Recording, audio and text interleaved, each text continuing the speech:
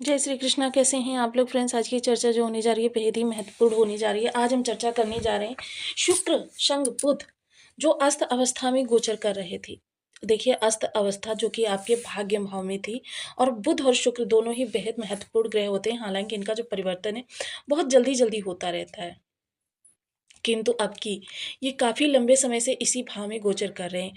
और पिछले समय में ये उदय अवस्था में आए थे, और अभी आगामी समय में ये 8 बार अस्त अवस्था में जाने वाले हैं। अब ये जो उदित हो रहे हैं ये लगभग 14 दिनों बाद उदय होने के प्रभाव आपको प्राप्त हो रहे हैं, क्योंकि सूर्य से सबसे अधिक समीप का ग्रह माना जाता है बुध। सूर्य से बहुत अधिक समीप होने के कारण बुध के प्रभाव जो होते हैं वो बहुत जल्दी जल्दी अस्त और उदित होते रहते हैं। अब अस्त ग्रह के प्रभाव कैसे होते हैं? अस्त ग्रह के प्रभाव निस्तेज और शक्तिहीन होते हैं। अब चर्चा करें कि ग्रह अस्त होता कैसे है। जब भी सूर्य और किसी ग्रह के मध्य 13 डिग्री से कम का डिफरेंस रह जाए तो उस ग्रह को अस्त हुआ मान लिया जाता है। एक विद्वान वर्ग कहता है जब पृथ्वी और ग्रह के मध्य सूर्य आ जाता है तो उस ग्रह के प्रभाव जो होते हैं सूर्य द्वारा आत्मसात कर लिए जाते हैं। दूसरा विद्वान वर्ग कहता है जब कोई ग्रह अपनी निश्चित कक्षा में भ्रमण करते हुए सूर्य के बहुत अधिक समीप आ जाता है तब भी उसके प्रभाव सूर्य द्वारा आत्मसात कर लिए जाते हैं। किंतु दोनों ही अगर बातों का विश्लेषण करें तो एक ही सूत्र निकलता है कि दोनों ग्रहों के प्रभाव जो हैं हमें सूर्य के माध्यम से प्राप्त होते हैं। ऐसी स्थिति में ग्रह के प्रभाव जब सूर्य के द्वारा प्राप्त होते हैं, थोड़ी सी विषम स्थितियां भी बन जाती हैं, क्योंकि बुध देव जो हैं वह आपके बुद्धि के कारक हैं, कम्युनिकेशन के कारक हैं, कमोडिटी के कारक हैं, बिजनेस के कारक हैं, वाणिज्य के कारक हैं, शिक्षण के कारक हैं, शिक्षण आदान प्रदान के कारक हैं, लिक्विडिटी जो आपके पास कैश में धन आता है उस धन के कारक होते हैं, बहन बुआ बेटी के कारक होते हैं, किन्नर समाज के कारक होते हैं, और धन की निरंतरता के कारक भी होते हैं। तो देखिए, बहुत ही महत्वपूर्ण इनके प्रभाव होते हैं। यदि आपके लग्न में 4 नंबर बना हुआ है तो ये राशिफल आपके लिए है। यदि कुंडली में कहीं भी चंद्रमा के साथ 4 नंबर बना हुआ है तो ये राशिफल आपके लिए है। यदि कुंडली ना होने की स्थिति में आप इसे नाम राशि से भी देख सकते हैं।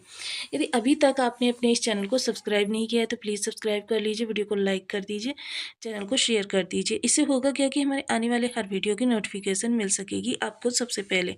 एक प्यारा सा कमेंट करना बिल्कुल ना भूलें। कमेंट से हमें बहुत मोटिवेशन मिलता है, हौसला मिलता है, और ये पता चलता है आप और क्या जानना चाहते हैं।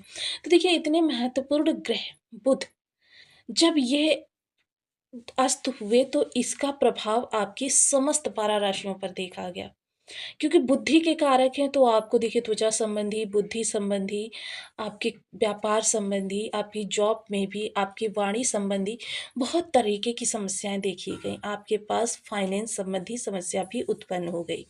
अब भाग्य भाव में बैठे हैं तो देखिए, भाग्य भाव में जब राजयोग बनता है तो उसका भी प्रभाव समस्त 12 भावों पर देखा जाता है, और जब दुर्योग बनता है उसका भी प्रभाव समस्त 12 भावों पर देखा जाता है। तो देखिए, इस समय पर आपके जब ये ग्रह उदित अवस्था में आएँगे तो सबसे पहले आपको भाग्य का साथ प्राप्त होगा। भाग्य पूर्ण रूपेण आपके लिए विलक्षण कुछ करता हुआ देखा जाएगा। जिस कार्य में आपको भाग्य की मदद की आवश्यकता होगी, वह भाग्य के माध्यम से आपको चीज़ें तुरंत प्राप्त होने लगेंगी। तो देखिए, अगर हम इनकी दृष्टियों की चर्चा करें तो हालाँकि वैसे बुध और शुक्र दोनों ही ग्रहों के पास एकमात्र दृष्टि है। इस दौरान लक्ष्मी नारायण राजयोग भी एक्टिव होने जा रहा है। तो एकमात्र दृष्टि, किंतु राहु का साथ होने के कारण इनके पास अब पंचम दृष्टि भी है। पंचम दृष्टि जब सीधे लग्न पर जाएगी तो क्या होगा, इस समय आपका ज्ञान बेहद प्रभावशाली रहने वाला है। आपकी वाणी, नेतृत्व क्षमता बहुत ही आपकी सुघड़ रहने वाली है, क्योंकि ये सूर्य के परम साथ में रहने वाले ग्रह हैं। कभी भी आप किसी भी कुंडली को उठाकर देख लीजिए, उसमें सूर्य या तो साथ में ही मिलेंगे या एक भाव आगे पीछे देख बैठे हुए दिखाई देंगे। तो इस दौरान इस उत्तम योग की अगर हम चर्चा करें तो बहुत ही सुंदर स्थितियां निकल कर आ रही हैं। सबसे पहले भाग्य का साथ मिलेगा, पिता का साथ सहयोग मिलेगा। पिता यदि कार्यरत हैं तो इस दौरान उनके कार्य में भी विशेष उच्चता प्राप्त होने वाली है। पंचम दृष्टि आपकी जब लग्न को देखेगी तो लग्न संबंधी, यानी कि आप किसी भी प्रकार से नसों से संबंधित समस्या से जूझ रहे हैं, दाँतों से संबंधित समस्या से जूझ रहे हैं, सर्वाइकल प्रॉब्लम से जूझ रहे हैं, तो ये सारी समस्याओं का अब आपके लिए निवारण होता हुआ दिखाई देगा। समय जो है बहुत आपके लिए उत्तम होने जा रहा है। इस दौरान आपकी भाषा शैली, लोगों को अपने ऊपर प्रभावित करने की क्षमता का विकास, ये सारी चीज़ें आपके अंदर परिवर्तन होते हुए देखे जा सकेंगे। सप्तम दृष्टि जब आपके पराक्रम पर जाएगी, तो जो भी आप प्रयास कर रहे हैं साहस के द्वारा, निर्भीकता के द्वारा, या फिर आपका किसी भी प्रकार का कोई कार्य किसी के साथ अटका हुआ है, उनके लिए आपका यह जो महत्वपूर्ण परिवर्तन है बहुत ही विशेष लाभान्वित करने वाला है। निर्णय कोई लेना चाहते हैं, बहुत अच्छा रहने वाला है। फाइनेंस संबंधी जो अटकलें, अवरोध आपके उत्पन्न हो रहे थे, उनका निराकरण आपकी बुद्धि के द्वारा ही होता हुआ दिखाई देगा।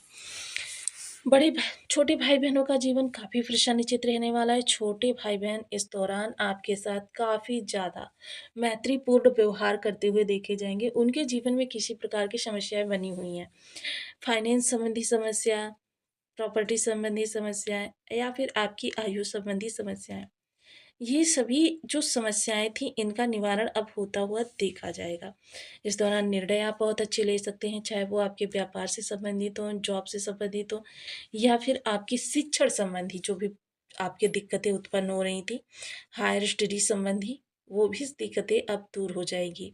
नवम दृष्टि की अगर हम चर्चा करें, तो नवम दृष्टि सीधे आपके पंचम स्थान पर जाएगी। पंचम स्थान संतान का भाव होता है, तो संतान के लिए थोड़ा-सा विराम दें।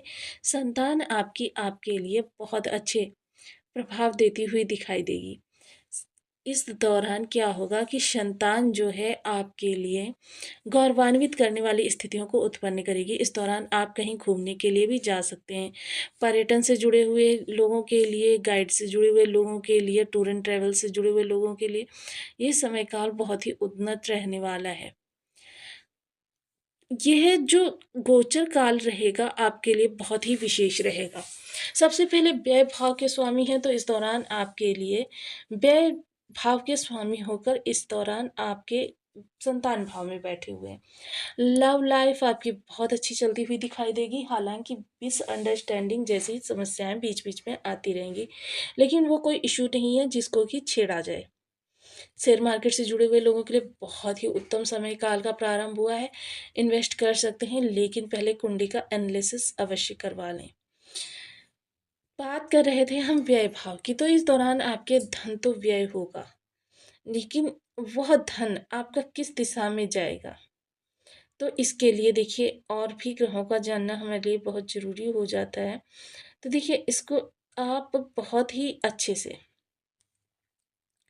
जीवन में अपने उतारते हुए दिखाई देंगे। आपका धन जो व्यय होगा वो आपकी संतान के ऊपर व्यय हो सकता है, आपके रिलेशंस के ऊपर व्यय हो सकता है, आपकी संतान के पाठ्यक्रम संबंधी कोई भी किसी भी प्रकार की समस्या उत्पन्न हो रही थी, वह समस्या अब समाप्त होती हुई देखी जा सकेगी।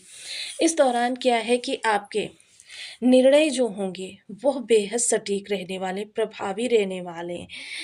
शिक्षण से जुड़े हुए हैं, किसी भी प्रकार के शिक्षण से शिक्षा का आदान-प्रदान कर रहे हैं, या फिर आप किसी भी तरीके का कोई पाठ्यक्रम या फिर किसी भी तरीके की आपकी स्टडी, ये सभी कुछ इनसे संबंधित समस्याओं का निवारण होता हुआ देखा जाएगा।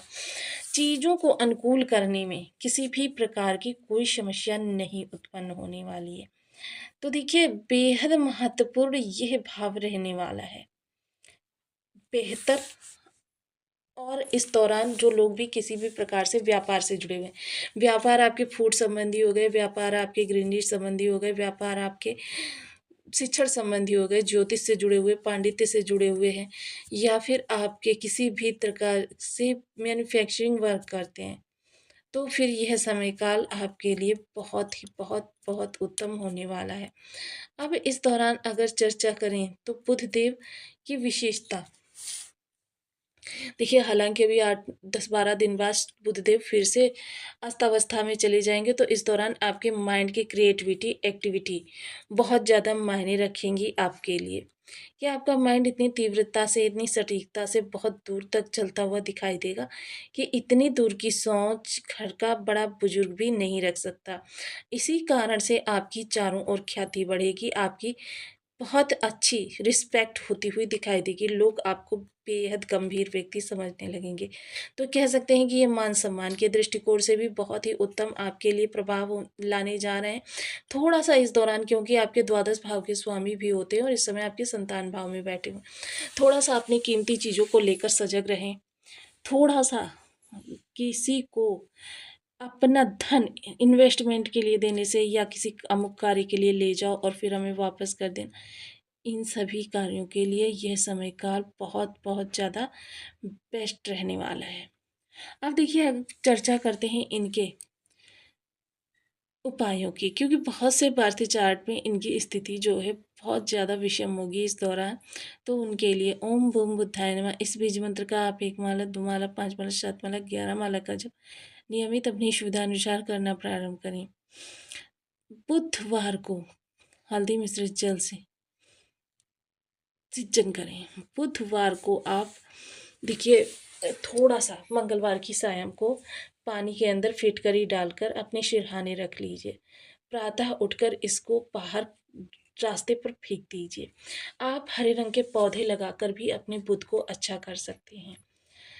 कैक्टस वाले कांटे वाले पौधे नहीं होने चाहिए, क्योंकि वह पौधे घर के अंदर लगाना शुभ नहीं माना जाता है।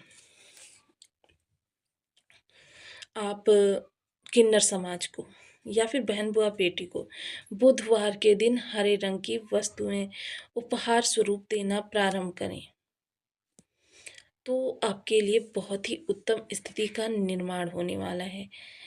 क्या होगा कि चीज़ें जो हैं बहुत अच्छे से आप मैनेज करते हुए दिखाई देंगे। इस दौरान आपके अंदर मैनेजमेंट शक्ति का सर्वांगीण विकास होता हुआ देखा जाएगा।